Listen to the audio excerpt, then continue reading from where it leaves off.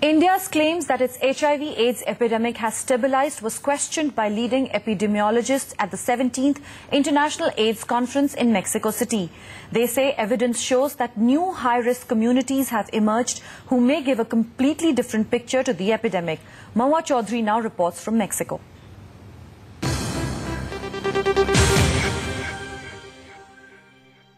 Migrant workers, men who have sex with men and transgenders form the new face of India's AIDS epidemic.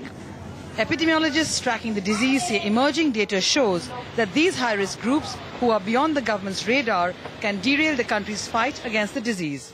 Incidence to increase and then decrease.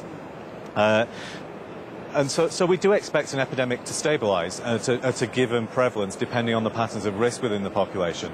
That stabilising doesn't mean we're not getting too many new infections. What happens with HIV is over time those infected die and are replaced by new infections, and it's those new infections that we need to prevent, as well as preventing people from dying. So within populations, the stabilising of the epidemic doesn't mean there aren't new infections occurring. Epidemiologically, the contours of India's AIDS epidemic are far from clear.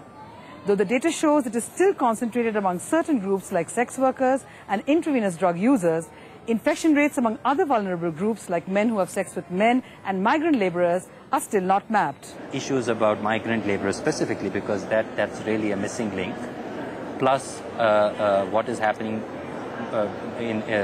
with the other risk groups also, we don't fully understand. We think we do, but we don't really fully understand. For example, the analysis of Aguntur data suggests that only a very small fraction of the HIV can be explained by the reported risk behavior. So what is happening? How does the rest of the HIV distribution get explained? And that paper is just being published now.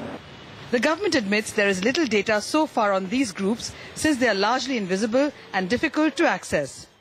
Now we see the entity of MSM growing more and more. So we'll be focusing more on MSMs and we'll be having more budget and then mapping and having more programs and priorities according to them. But given the daunting numbers, 22 million men are believed to have sex with men, the government needs to move fast if the epidemic is to be contained.